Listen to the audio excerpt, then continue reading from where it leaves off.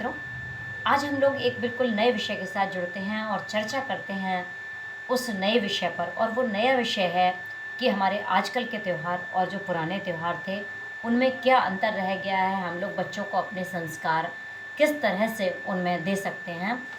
तो हम लोग अपने अतीत में लौट जाते हैं, लगभग 30-35 वर्ष पूर्व जो त्योहारों का आगमन होता था उसमें। लगभग 30-35 वर्ष पूर्व त्योहारों का जो आगमन होता था वो मन को लुभाने वाला होता था। किसी भी त्योहार की तैयारी 20 दिन पहले शुरू हो जाती थी। और तो और घरों में तो होती ही थी, रेडियो और टीवी पर भी पता लग जाता था कि अब कौन सा त्यौहार आने वाला है। और उसी के हिसाब से गीत और फरमाइशी कार्यक्रम होते थे। श्रोताएं फरमाइश करते थे अपने गीतों की और गीत उनको जो है रेडियो पर सुनने को मिलते थे। जैसे सावन शुरू होता था तो सावन में भोले भंडारी पर शालीनता के साथ शालीनता और सभ्य तर्ज पर गाने होते थे, मगर ये डीजे वाले गाने नहीं होते थे, उनमें वास्तविकता होती थी। इसी के साथ सावन में झूले का आनंद होता था।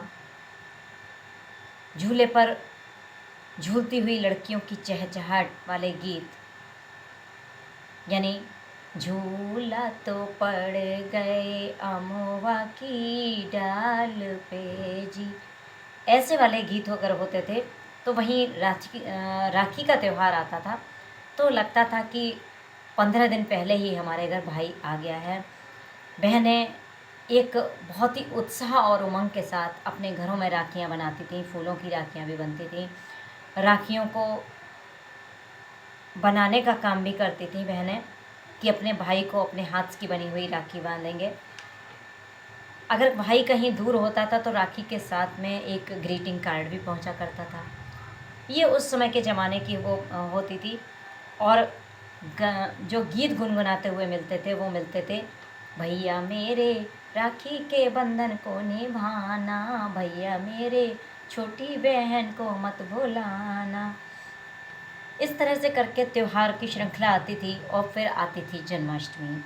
राखी बंधन के अगले ही दिन से जन्माष्टमी की तैयारी शुरू हो जाती थी। कृष्ण राधा के भजन होते थे,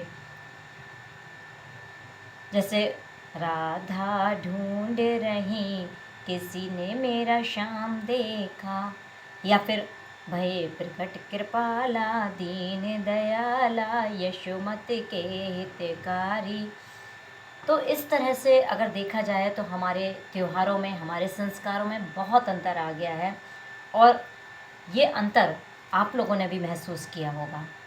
यदि आप लोगों ने महसूस किया है कि क्या क्या अंतर आया है तो प्लीज़ इसमें कमेंट में अपने विचार शेयर ज़रूर कीजिएगा। और मेरी इस वीडियो को जितना ज़्यादा से ज़्यादा हो सके उतना शेयर कीजिएगा, क्योंकि मैं एक बात कहना चाहती हूँ कि हम लोग बच्चों को संस्कार देने की बात कर रहे हैं।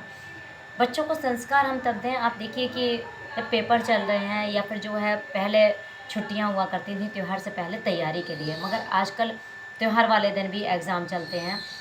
तो ऐसे समय में क्या घर वाले बच्चे को वो संस्कार दे पाएंगे, या बच्चा उन संस्कारों को ग्रहण कर पाएगा? क्योंकि उस समय वो अपनी पढ़ाई में भी लगा हुआ है। तो इस चीज़ को मैं ज़रूर आप लोगों से शेयर करना चाहूँगी। और आप लोग मेरी इस वीडियो के माध्यम से लोगों तक ये बात पहुँचाइए, बच्चों में संस्कार डालें। संस्कार अगर हमारे पास समय नहीं भी है तो थोड़ा समय निकाल कर बच्चों को उनके त्योहारों के बारे में बताएं, तो हम लोगों का एक प्रयास सार्थक और सफल प्रयास होगा। तो लाइक और कमेंट के माध्यम से मुझे ज़रूर बताइएगा कि आपको ये वीडियो कैसी लगी। और अगर मेरे चैनल को सब्सक्राइब नहीं किया है तो चैनल को सब्सक्राइब कर लीजिएगा। धन्यवाद।